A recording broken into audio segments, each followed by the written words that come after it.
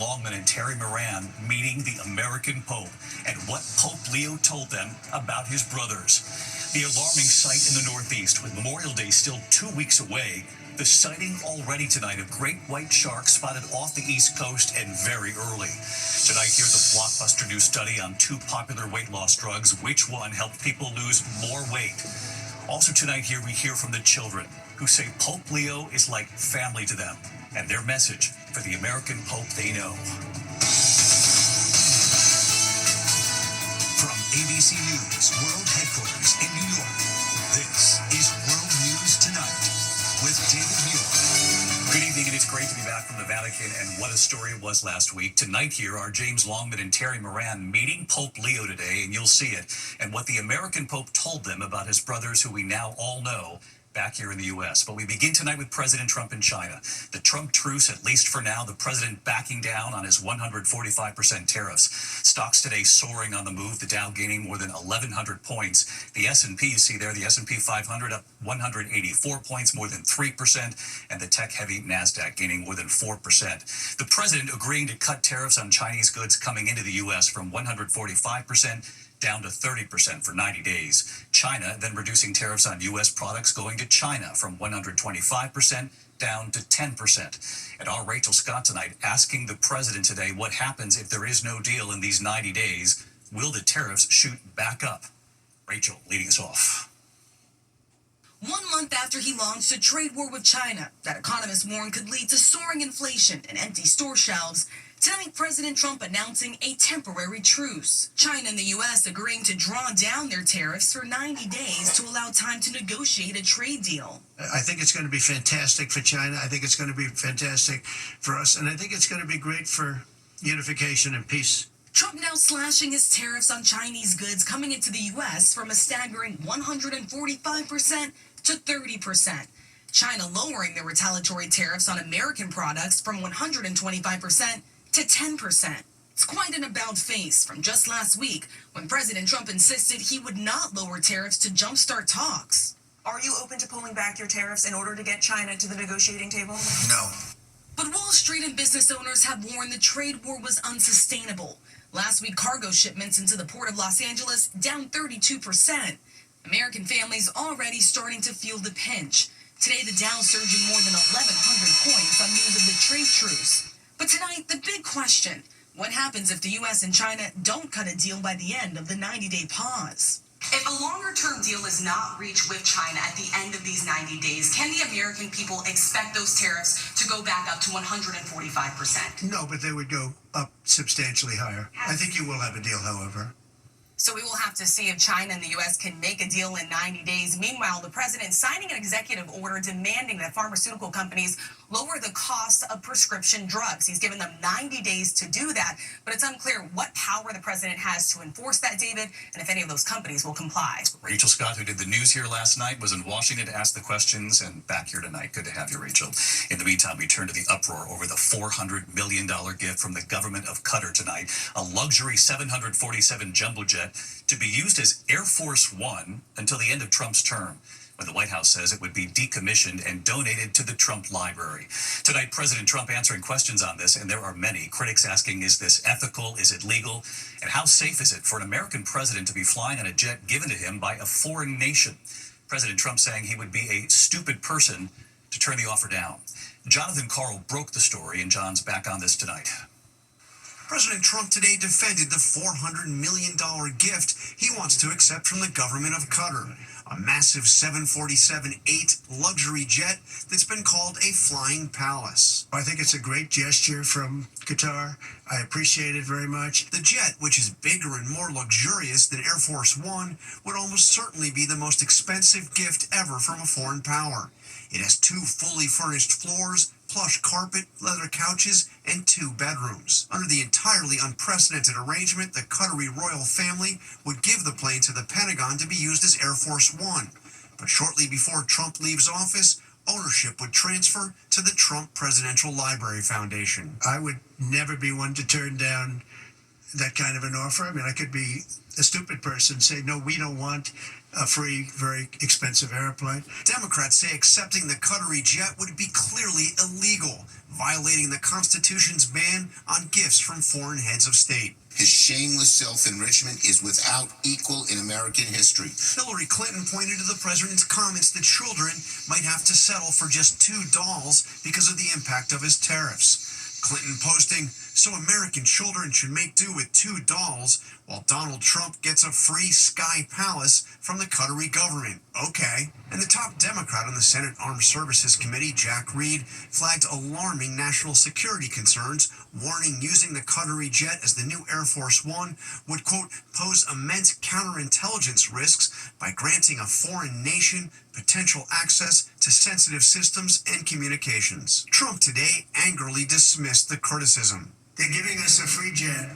I could say, no, don't give us, I want to pay you $1 billion or 400 million or whatever it is. Or I could say, thank you very much. Attorney General Pam Bondi argues the arrangement with Qatar is legal, insisting the plane is not a bribe because the Qatari royal family is getting nothing in return. Our Rachel Scott asked Trump today if he would continue to use the jet himself once he leaves office and its ownership transfers to his presidential library. Do you plan to use the plane after you leave office? No, I don't. No, it would go directly to the library after I leave office. I wouldn't be using it. No. All right, John Carl, you broke the story. John, you laid out there many of the questions, but there's another one, and it's a big one. You know, folks are asking how safe would this be for an American president to be flying around on a jet given by a foreign government? And wouldn't this jet have to be significantly taken apart to make sure it's secure from surveillance, from spying? And how long would that take? David, it would require extensive modifications. The Air Force has strict requirements for any presidential aircraft in terms of the security and communications features. A presidential plane must be able to operate even in the event of a nuclear blast. And of course, as you mentioned, it would have to go through a security sweep to search for listening devices and tracking devices. How long would it take? The White House officials have suggested it could be done by the end of the year, but many experts say it could actually take years to accomplish all of that. All right. John Carl, who broke the story on This Week. John, thank you. Here in New York City tonight, tonight, Tom, thank you.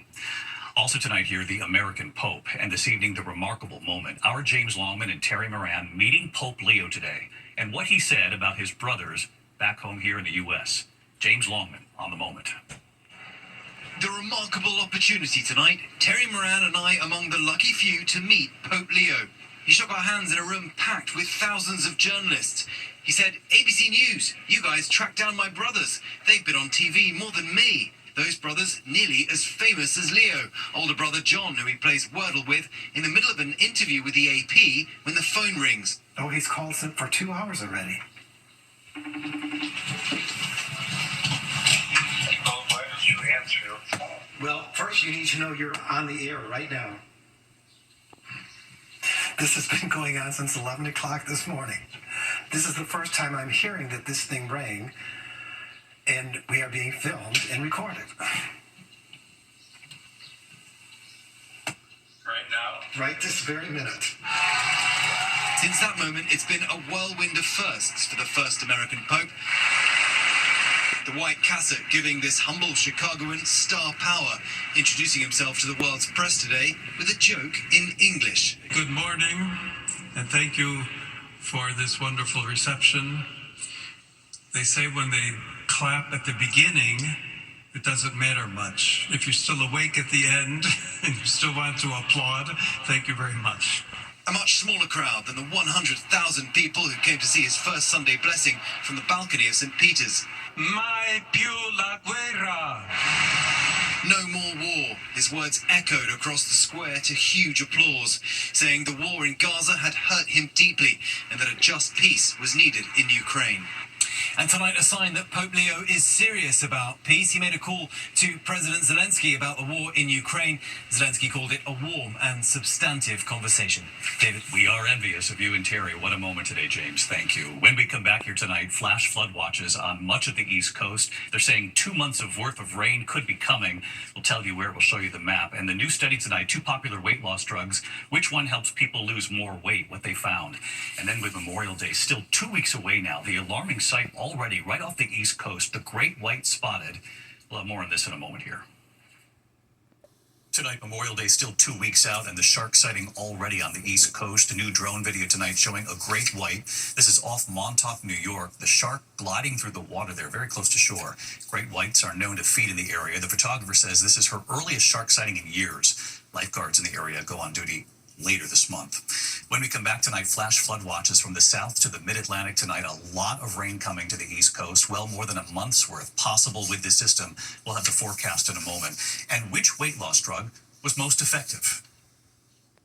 To the index of other news tonight, more than 20 million Americans under alert for a dangerous flash flooding tonight. From Florida right up to Maryland, the heaviest rain moving right up the East Coast, hitting the mid-Atlantic tomorrow morning, then into the Northeast late tomorrow night. Some areas could see 2 months worth of rain all at once.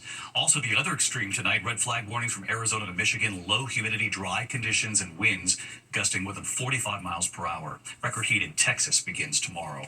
Tonight, a new study comparing two popular drugs used for weight loss. Researchers studying obese and overweight patients for 72 weeks, finding those on Zepbound lost an average of 50 pounds, Wegovy patients losing an average of 33 pounds. Both groups reported some known side effects. Both drugs helped improve blood sugar and cholesterol, the study in the New England Journal of Medicine. When we come back here tonight, the children who say they consider Pope Leo family, and their message to him right here tonight, it's something. Finally tonight here, the American Pope and the children from Peru who call him one of their own too. We sent our Matt Rivers to meet them. Tonight in Chiclayo, Peru, in the city where Pope Leo spent decades as a missionary, a priest, and then a bishop, they are celebrating the American Pope they claim as their own. They consider him family. At the Colegio Nacional de San Jose, the city's largest school, images of Pope Leo on the wall. The children coloring in pictures of him. Inside this all-boys class full of cheerful 7-year-olds. ¿Cómo estamos? They tell us what the Pope means to them. 7-year-old Joaquin telling me the Pope has a Peruvian heart. The Pope visited the school several times a year when he lived here, even blessing its chapel. There is enormous pride in a man who spent so much time in this modest part of the world. I asked 7-year-old Evan if he is excited about a pope who spent decades in Peru. His answer, yes, because he'll take care of Chiclayo. Every kid we spoke to thrilled the world is now hearing about their town. And as we leave, a surprise in the courtyard. Signs for the Pope. Kids excited our cameras are there, hoping the Pope himself will see them. David, the Pope's image there right on the front of the cathedral here in Chiclayo. There is such pride in the fact that this relatively obscure city has played such an enormous role in the origin story of this new Pope. David? We love hearing from those children, Matt. Thank you. The children from Peru cheering on Pope Leo II. I'm David Muir. I'll see you tomorrow. Good night.